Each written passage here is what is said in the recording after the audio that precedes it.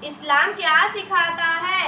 اسلام کیا سکھاتا ہے؟ اسلام سکھاتا ہے کہ اسلام سکھاتا ہے کہ اللہ ایک ہے، اللہ ایک ہے، وہی عبادت کے لائق ہے، وہی عبادت کے لائق ہے، اور حضرت محمد